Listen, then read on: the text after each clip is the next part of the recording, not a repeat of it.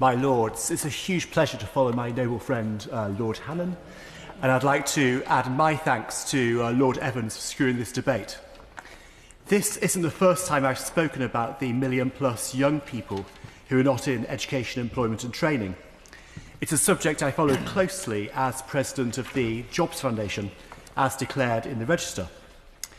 In his interim report, Sir Alan Milburn rightly said that we're at risk of a lost generation of young people.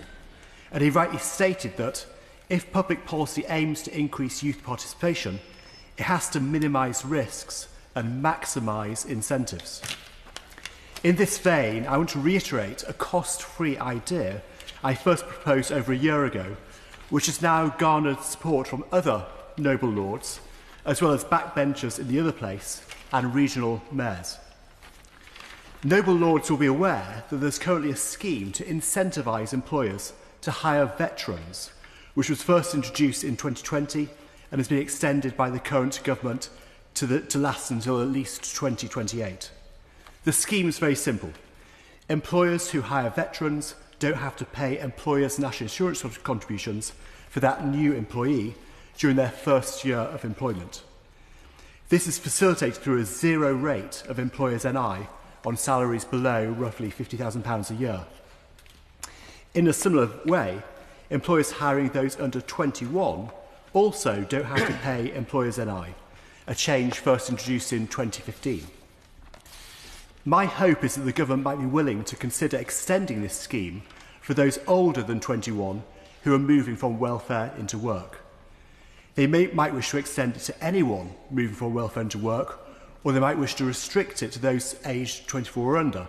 But it's certainly a proposal which would help maximise incentives for employers, as Sir Alan Milburn put it.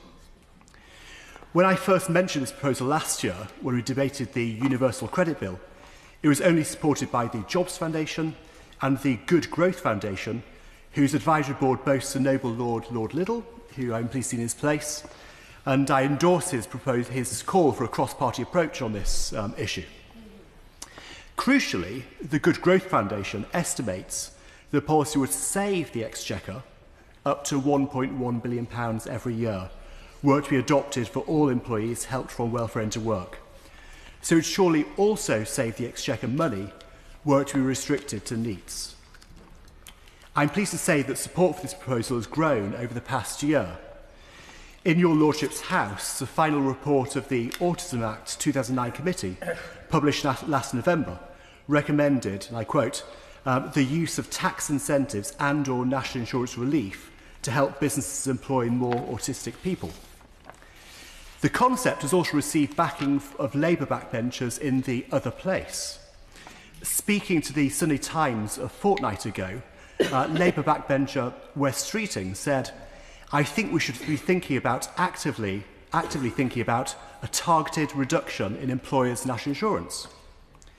And I was also pleased to hear one of our great regional mayors, the Mayor of Greater Manchester, Andy Burnham, telling BBC Newsnight that he was sympathetic to reversing the recent rise in national insurance for employers.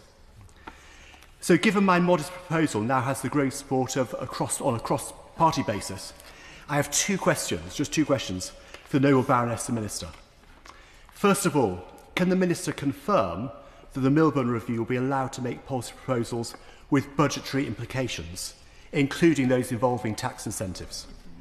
And secondly, can the Noble Baroness and Minister clarify whether the Treasury will hold back from finalising the autumn budget until it's both seen and considered the final recommendations of the Milburn Review?